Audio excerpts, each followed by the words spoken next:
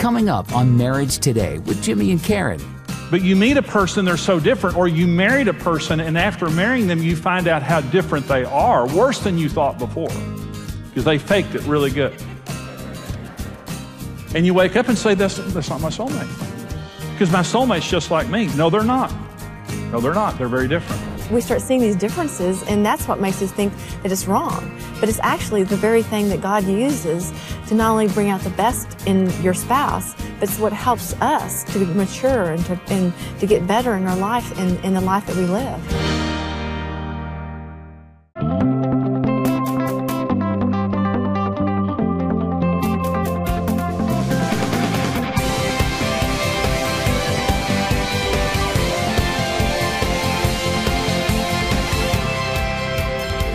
So this message is called Becoming One Soul. Talk about being soulmates with your spouse. Another title for this message could be Becoming Soulmates.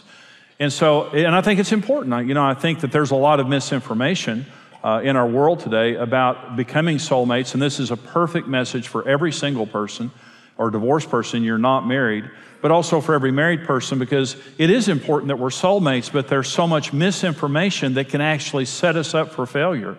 And I want to talk to you about how you can become soulmates and have the marriage of your dreams. And I want to begin by saying Karen Evans is my soulmate. We've been married for 40 years. But a week before we got married, my friends threw me a bachelor party, and I was unfaithful. I cheated on Karen. Again, that's just who I was. And Karen told me she wouldn't marry me a week before we got married because of how wild and immoral I was. And I didn't blame her. But the morning after my bachelor party is when I received Christ. And I didn't receive Christ because of Karen. I didn't receive Christ because Karen wouldn't marry me. I received Christ because sin lied to me. I was a very good sinner. I was an extremely good sinner. I woke up every day with a desire to sin, and every day I went to bed very successful. And but empty. And I had all these things I wanted to do. I didn't have anything that I wanted to do that I didn't do. Sin. But I went to bed empty, and I would lay in bed empty after parties and fraternity parties and all this, stuff that I did, and I would think, why am I not happy? I feel lonely, and I feel empty. And so the night of my bachelor party was another example. All my friends were there. We did everything that you would think would make you happy, all the things the world says would make you happy, and I went to bed empty, and I woke up and I looked at myself in the mirror, and for the first time I felt bad. I had no conscience. I never felt bad about anything I did. I felt good about it. And I woke up that day and I felt bad, and Karen said she wouldn't marry me. I told her what I'd done, and I said, Jesus, I'll serve you for the rest of my life, and I'll never turn back. And I've served him all of my adult life, and I've never turned back.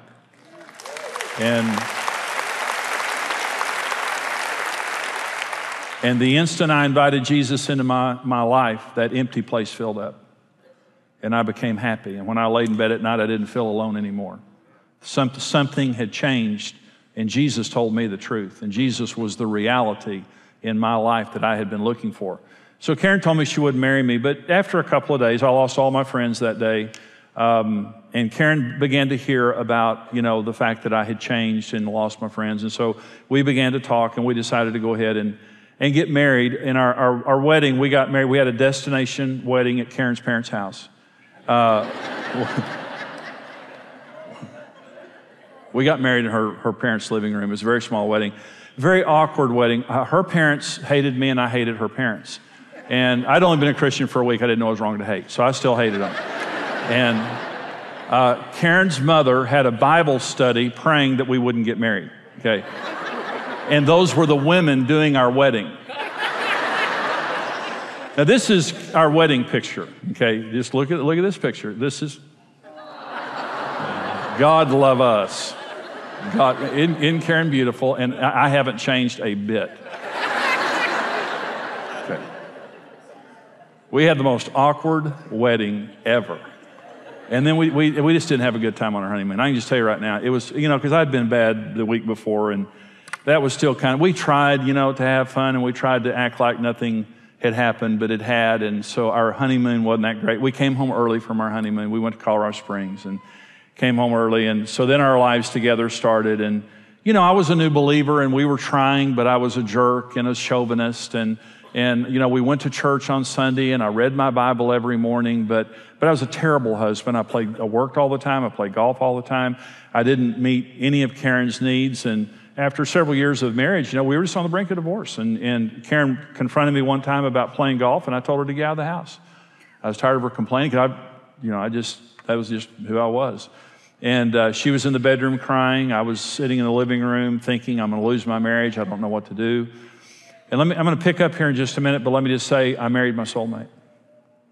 And I know that my story kind of pops a lot of bubbles, because there are a lot of myths out there about soulmates and who your soulmate is and how you find your soulmate. And our story just doesn't fit with that mold. But I want to say, I married my soulmate, and Karen and I have been married 40 years, and she's the love of my life. She's my best friend, and she's my soulmate. I want to tell you 3 myths, dangerous soulmate myths, that need to be exposed, because these set us up for failure, and they set us up for wrong expectations. Myth number 1 is my soulmate will be just like me. This is the first myth. If I find my soulmate, they're going to be just like me. In fact, if I really find my perfect soulmate, we really won't have to talk, because we're just going to be able to sit and look at each other and know what each other's thinking. We're just going to sit in the house all day just giggling. That's so funny. And we're just always want to do the same thing, you know, and you know what? Yeah, I know what. Let's go do that, okay. And you're always just right there. That's what your soulmate is, right? And see, and I think online dating is fine. I know a lot of people have very good success stories with online dating, but the dangerous thing about this online dating is when you go on there and you match in all the categories, even if you match in all the categories, you're very different people. Listen, compatibility is based on character and values, not sameness. You're not the same. If you find your perfect soulmate, they're very, very different than you are. But you meet a person, they're so different, or you married a person, and after marrying them, you find out how different they are, worse than you thought before, because they faked it really good. And you wake up and say, that's not my soulmate, because my soulmate's just like me. No, they're not. No, they're not. They're very different. Number 2 myth about soulmate is, if I marry my soulmate, we won't have any big problems and we'll always be in love. And this has set you up for huge disappointment. But the point is, if you marry your perfect soulmate, you're going to have issues that you're going to have to work through. You know, if you prepare properly, and if you marry a believer and things like that, it minimizes those things, but you're still going to have big issues that you work through. But let me say this, it's important to the devil that you believe this.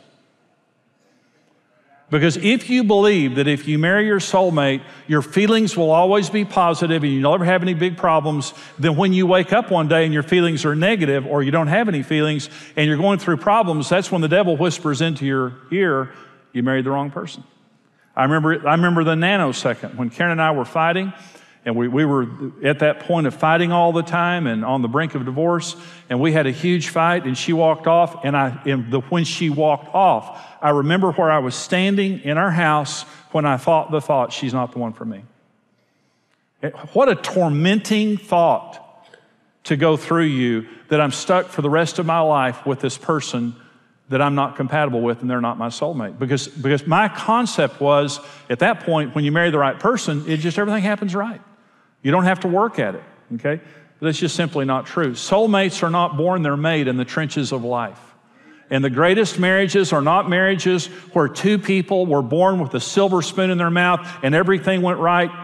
The greatest marriages are where 2 committed believers come together, roll up their sleeves, fight the good fight, and you wake up one day and said, you could have left me 13 times, but you didn't. And you're my soulmate. Another myth about being soulmates is, my soulmate will always make me happy and meet all of my needs. No person can always make me happy. The basis of happiness is God.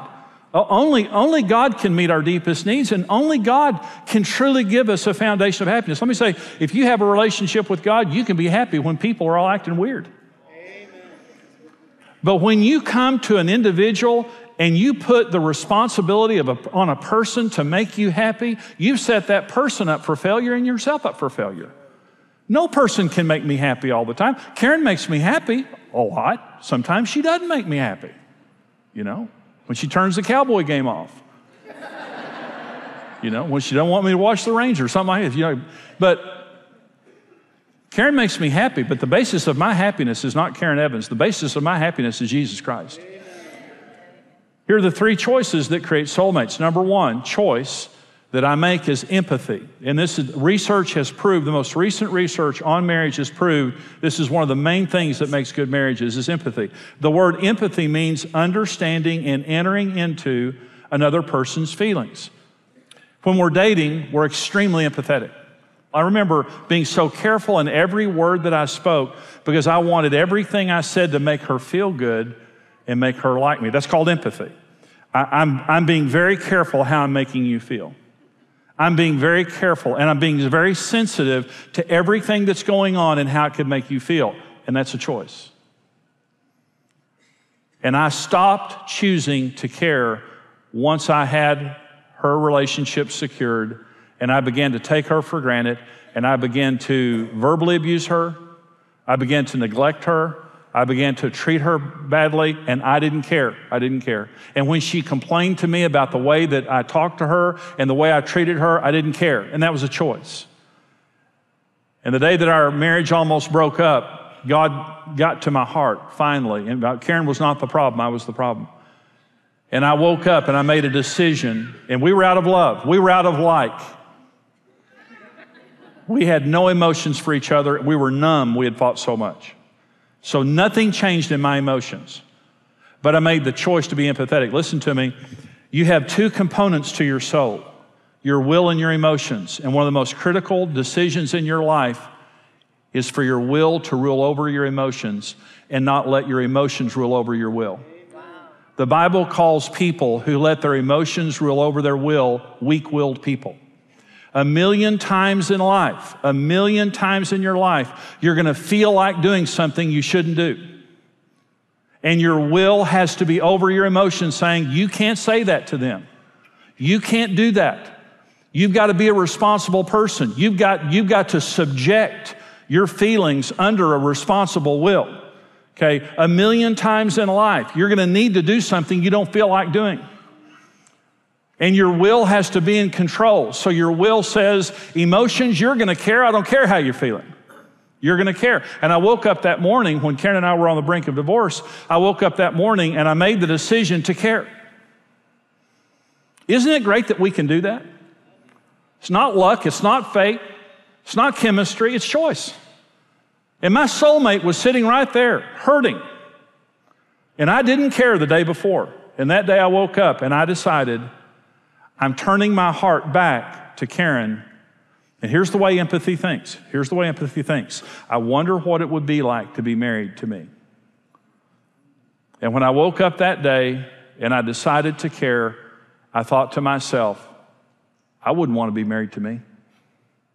And sitting in a house all by myself, all day long, taking care of kids, and then to have me walk in the door and not want to talk and not want to participate in the family and not want to open my heart up and not meet any of my needs. What a terrible thing to be married to me. That's the way empathy thinks. I wonder how they feel. I wonder how my words are making them feel. I wonder how my silence is making them feel. I wonder how my absence is making them feel. I wonder how my sarcasm is making them feel. That empathy puts itself into another person's feelings and cares, and it's a choice. And the first time you do it, it's instinctive. When you're dating a person, it's instinctive. The second time you do it, it's intentional. I'm not doing it because of a feeling. I'm doing it because I choose you as my soulmate. I'm choosing you as my soulmate. And I'm choosing to care about you. Your soulmate is a person who cares. They care about you. They're a person who's tuned in. That's what we dream about, is being married to a person who cares about us, who's sensitive to us. That's a choice. It's called empathy. The second choice, and by the way, 5 minutes of empathy a day will resurrect a dead relationship. 5 minutes. You sit down 5 minutes a day and just put yourself in your spouse's place and think, I wonder how they're feeling. I wonder what they're going through. I wonder what I can do to help them today. It'll resurrect a dead relationship. Number 2 choice of being soulmates is the choice of generosity. It's being generous. Proverbs 11:25, the generous soul will be made rich, and he who waters will also be watered himself. The generous soul, the generous soul. Generosity is a choice. It can have emotion with it, but it doesn't have to. I gave to Karen. When I was dating Karen, I gave her words. I gave her kindness. I gave her attention. I gave and I gave and I gave, and out of that, our relationship flourished. I began to talk to her, sit down. We sat down face to face, and I said, I'll sit here and talk to you until you're satisfied. I'll talk as long as you want to talk. I thought, A, she's going to suck my brain out. And B, I've got to be the greatest man in the history of the world to do this. But let me tell you, it was the most life-giving thing to me, not just to her. But I gave her affection, I gave her communication, I gave her attention. I hung up my golf clubs. I said, I'm not playing golf anymore. And I play golf today. Karen said to me one day after our marriage was healed, she said, go play golf. And I said, excuse me, I think I just heard Jesus.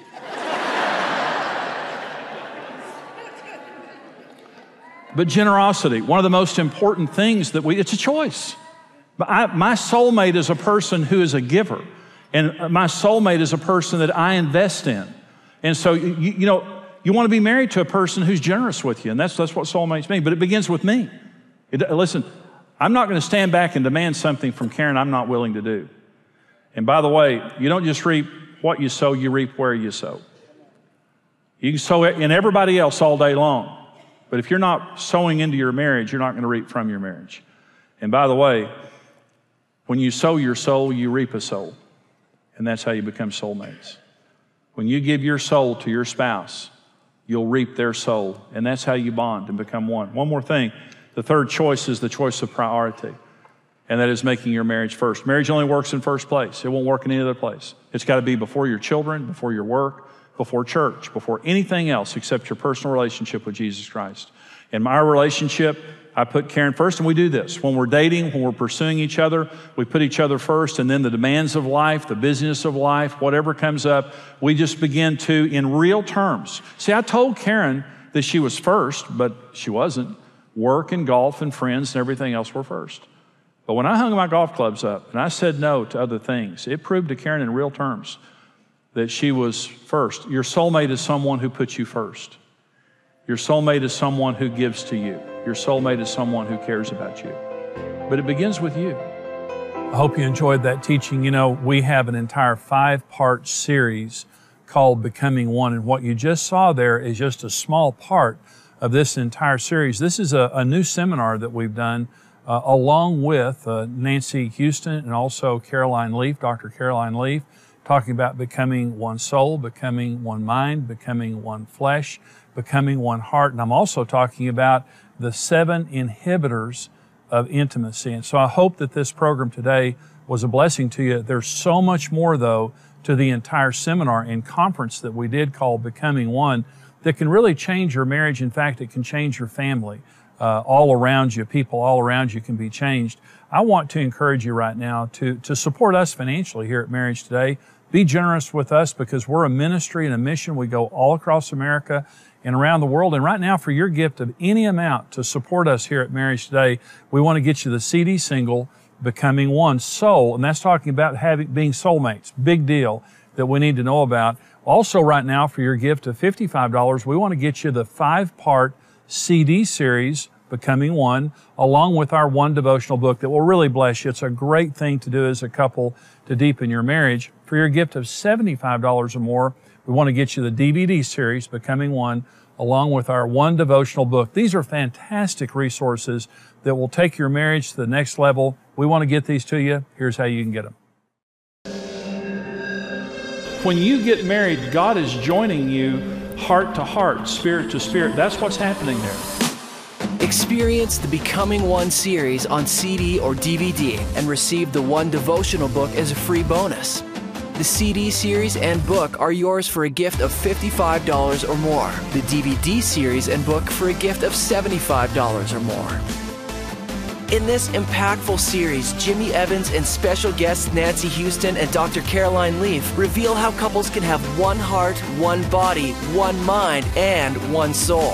When you add God to your marriage becomes one in God. When you support Marriage Today with a gift of any amount, we'll send you the CD single, Becoming One Soul. Soulmates are not born, they're made in the trenches of life. Discover the secrets to having a thriving relationship Experience the joy of becoming one.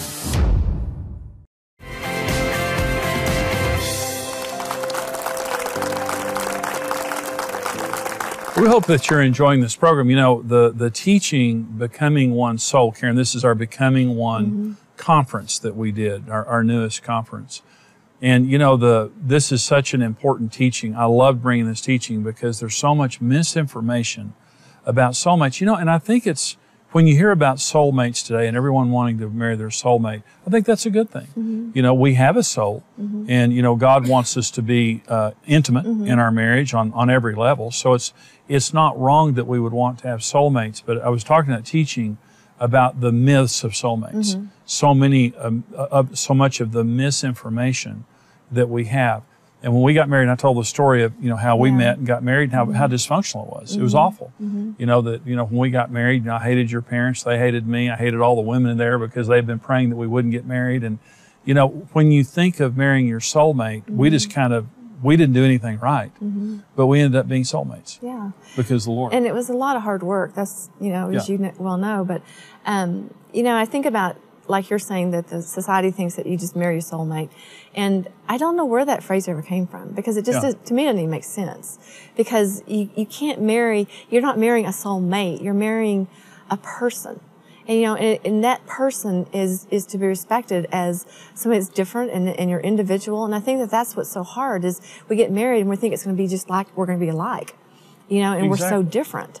You know, and then we start seeing these differences, and that's what makes us think that it's wrong. But it's actually the very thing that God uses to not only bring out the best in your spouse, but it's what helps us to mature and to get better in our life and in the life that we live. Well, when we got married, I thought you were beautiful on the outside. I thought you were the weirdest person I ever met on the inside. Thank you. And I just thought you're weird. She's so weird.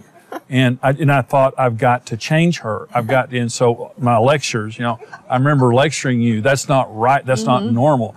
And, you know, you get so frustrated. Now what I realize is you were normal. But I'm telling you right now, a lot of people divorce because they have this thing in their mind that says, my soulmate would be just like me. They wouldn't be weird like you. They would be just like me. They would want what I want. And so out there on the internet, my soulmate's waiting for me, and I'm wasting my life with you. When in fact, we are different by God's design.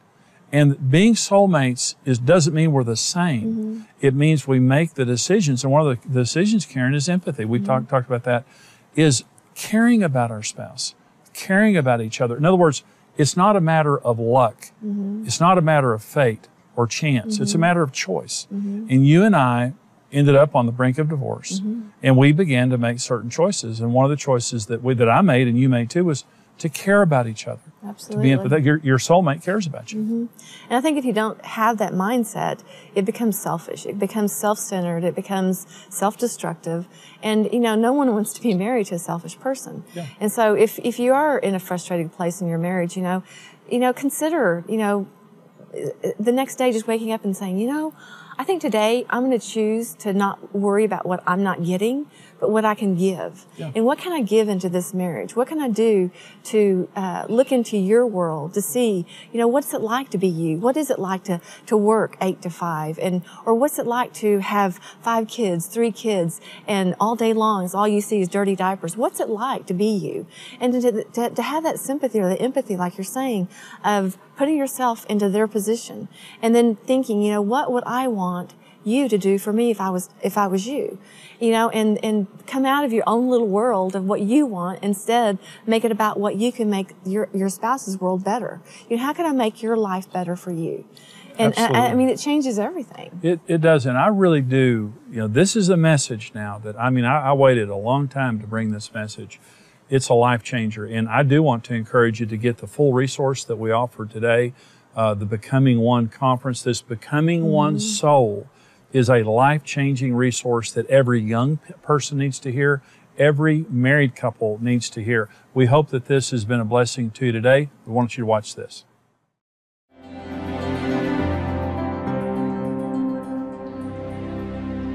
I hope you're enjoying today's program. You know, in our society, marriage is under attack, and we all know that. Family is under attack. But here at Marriage Today, we believe that the power of God is greater than any other power. And we believe that the power of God's Word is more powerful than any lie or deception that can be told. And many people who are failing in marriage, they're not evil people. They just don't know any better. And we love to go into people's homes across America, around the world, with this message of hope for marriage and family. And I hope that you've been helped by this, but we can only do this because of our financial supporters. And I'm asking you right now, if you've been touched by our ministry, if you believe in the mission of what we're doing is holding families together, helping people build successful marriages and families, I'm asking you to give your most generous gift that you can. The information is there on your screen of how you can call or send your gift in the mail, or also go on our secure website and give. And you can also become a monthly partner and get a special resource only our partners receive. Here's more information on how you can do that. When you stand with Marriage Today, your individual effort multiplies with other like-minded partners. And together, we can rebuild the dream of marriage for couples around the world. Being a rock-solid partner with Marriage Today grants you immediate access to an exclusive library of the ministry's resources and intimately connects you with our mission of helping couples succeed in marriage. That's really why we became Rock Solid Partners, just because there was so much available to help us to help other marriages heal the way that we have. That's why we're tied into the ministry. We want to be able to bless and give so they can keep doing what they're doing. You're guaranteed if you listen to any of the resources, you read the resources, you come to a conference, you will be changed. Everyone has something to give, and there are millions of unreached couples who desperately need the marriage-strengthening resources of Marriage Today. That's why we need you to join us. Become a rock-solid partner with the ministry and mission of Marriage Today. Thank you for watching Marriage Today with Jimmy and Karen. Subscribe to Marriage Today's YouTube channel for more marriage-building videos and updates.